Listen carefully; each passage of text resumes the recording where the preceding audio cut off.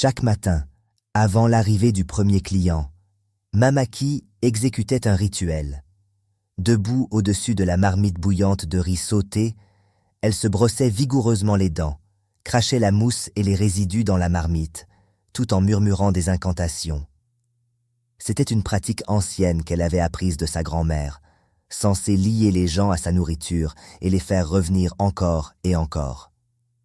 Inési, curieuse, avait un jour surpris sa mère en plein rituel. La vue de sa mère en train de se brosser les dents au-dessus de la marmite l'avait dégoûtée. « Maman, que fais-tu » avait-elle demandé, son jeune visage marqué par la confusion. Sa mère l'avait regardée fixement. « C'est ainsi que nous gardons les clients, Inési. La salive a un pouvoir. C'est ce qui rend la nourriture irrésistible.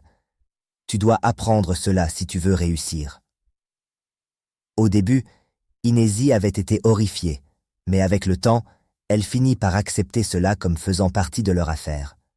Après la mort de sa mère, elle hésita à continuer le rituel, mais la peur de perdre ses clients la poussa à suivre les traces de sa mère.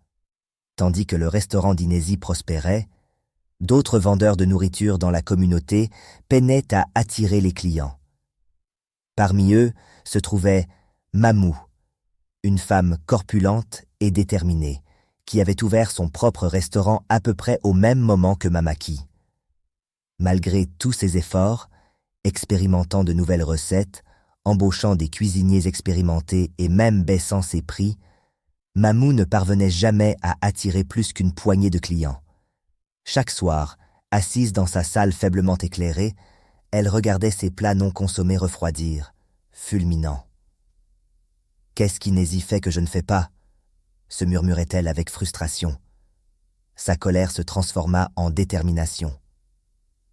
Elle décida qu'elle devait découvrir le secret d'Inési.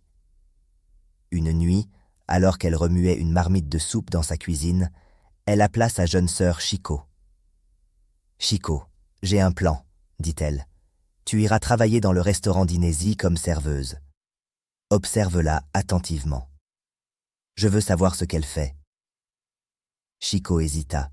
« Mais si elle le découvre? Et si elle ne me prend pas? »« Laisse-moi m'occuper de ça, » répondit Mamou d'un geste de la main. « Fais simplement ce que je te dis. »